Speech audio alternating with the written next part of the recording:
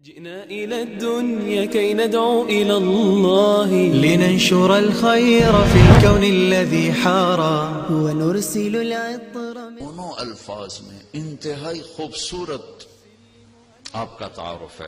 لفظ ایک ہے، تعارف لمبا چوڑا ہے. من انفسکم، یہ آپ کے سراپے کی تعریف. ایسا کوئی ہے؟ ایسا کسی نے دیکھا؟ کسی آنکھ نے دیکھا؟ کسی ماں نے جانا؟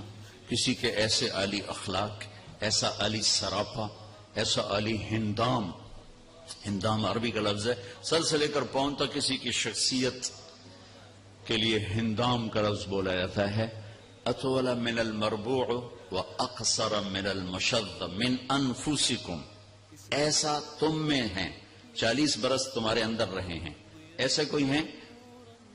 نہ قد چھوٹا نہ لمبا، چھوٹے سے تھوڑا اوپر، لمبے سے تھوڑا نیچے.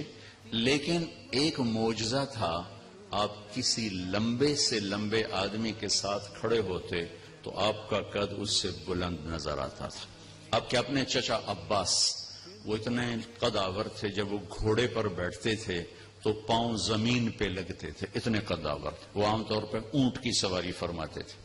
لیکن جب وہ ہمارے نبی کے ساتھ کھڑے ہوتے تو ہمارے نبی کا سر یوں اونچا ہوتا اور عباس کا سر نیچے ہوتا تھا. من انفسکم فخما مخفما یتلألؤ وجهه تلألؤ القمر لیلۃ البدر.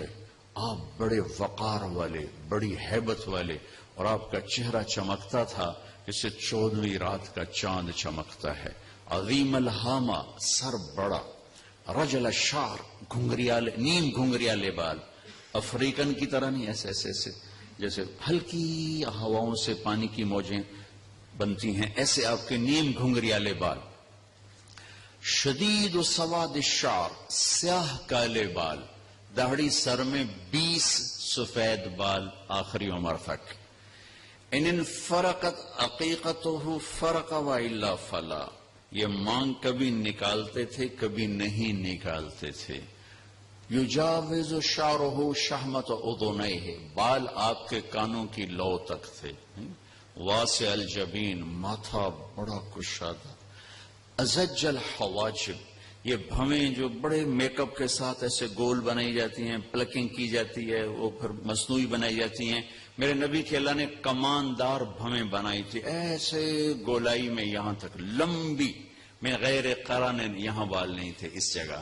یہاں بال ہوں تو کمی آتی ہے خوبصورتی میں. یہاں ایک رگ تھی خاموش. جب آپ کو غصہ آتا تھا تو ایسے ایسے حرکت کرتی تھی، چونکہ آپ غصہ پیتے تھے، اظہار نہیں ہوتا تھا.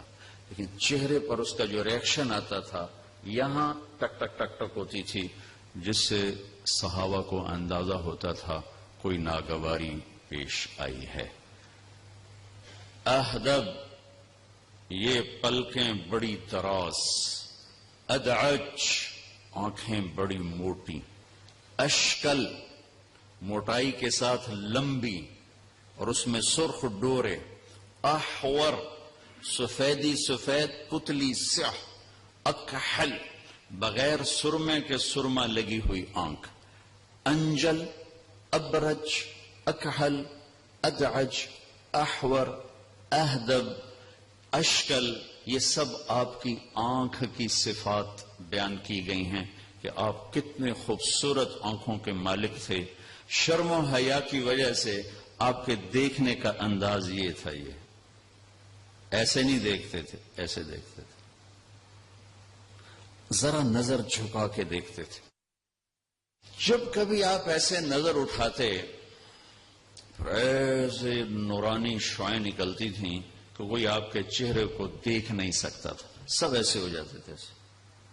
صرف 2 آدمی آپ کو دیکھ سکتے تھے، ایک حضرت ابو بکر اور ایک حضرت عمر. اس کے علاوہ کوئی آپ کو دیکھ نہیں سکتا تھا. تو جل نظر الملاحظہ، آپ شرم سے آنکھیں جھکا کر رکھتے تھے کہ جس کی نظر جھکی رہے اسے شیطان گمراہ نہیں کر سکتا.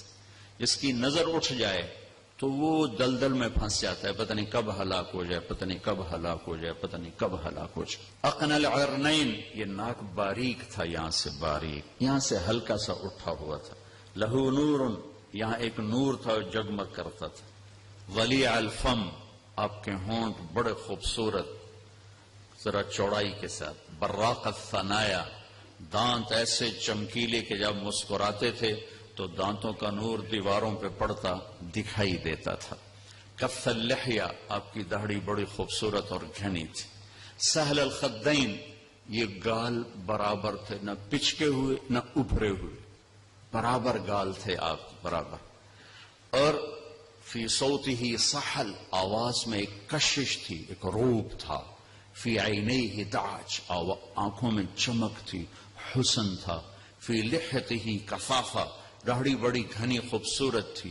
فی عنقہ سطع، گردن آپ کی سراہی دار تھی.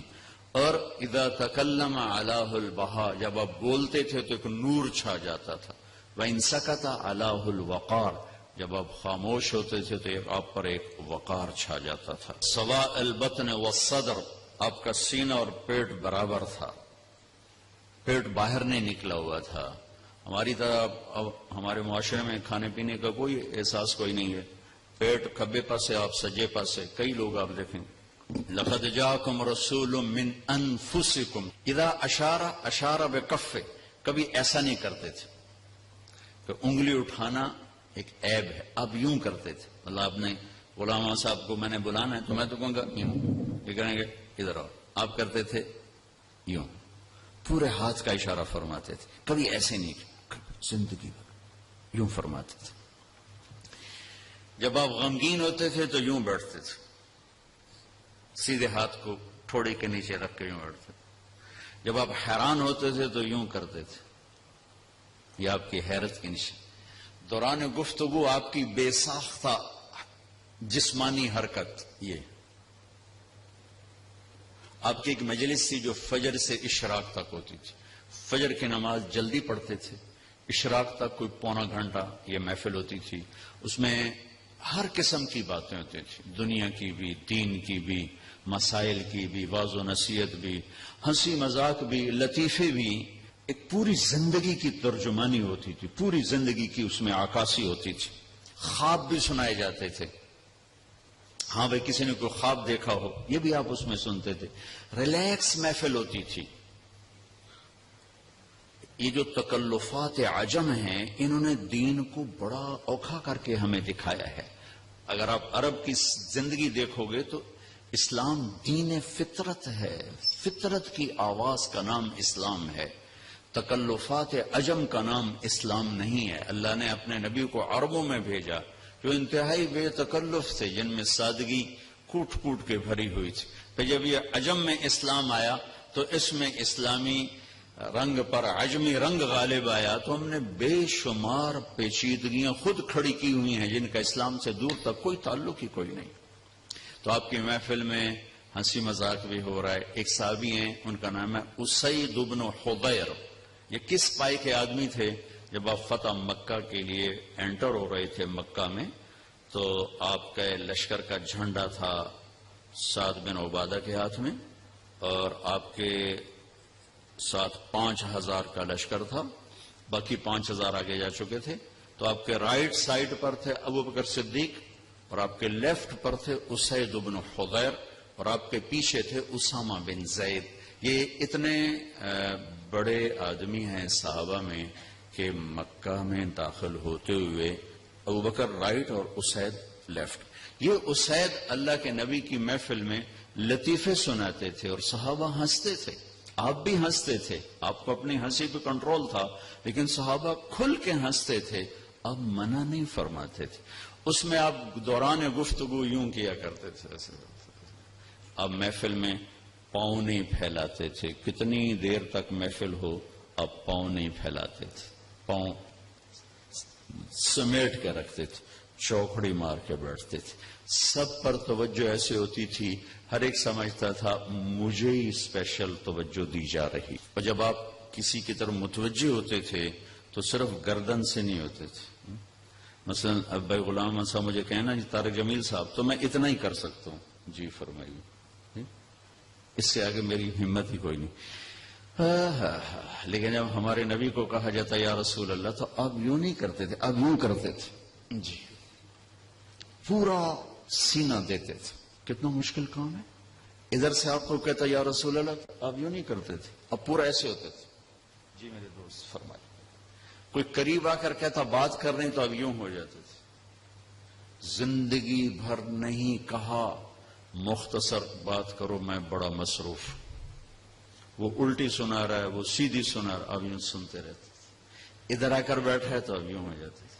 جب تک وہ پوری نہیں سنا لیتا تھا آپ نہیں فرماتے تھے. آپ تو صاحب لوگ ہیں، ہاں بھائی شارٹ کٹ ان شارٹ بات کرو، ان شارٹ بہت مصروفیت ہے، چلو چلو چلو چلو. شاید بھاویں اندر کافی پیندے بیٹھے ہیں، بہت مصروفیت. کوئی آپ کو ہاتھ دیتا مسافے کے لیے تو آپ چھوڑاتے نہیں تھے.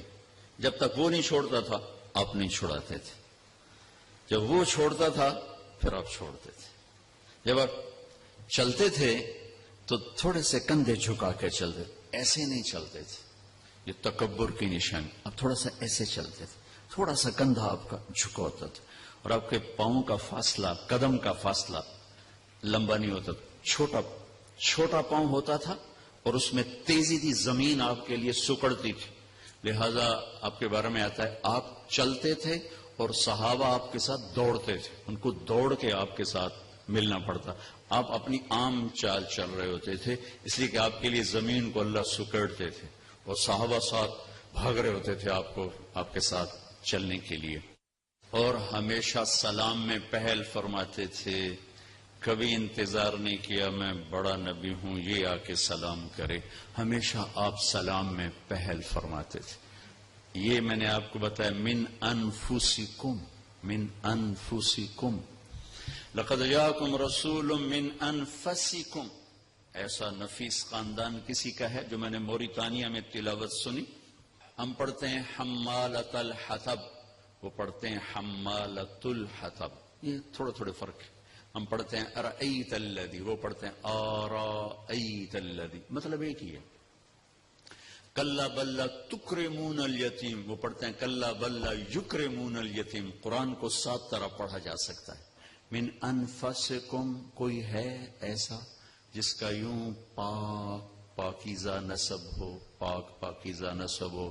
فرمایا میرے باپ عبداللہ سے آدم تک کسی سے زنا نہیں ہوا، سب پاک تھے، سب پاکیزہ تھے، سب پاکیزہ.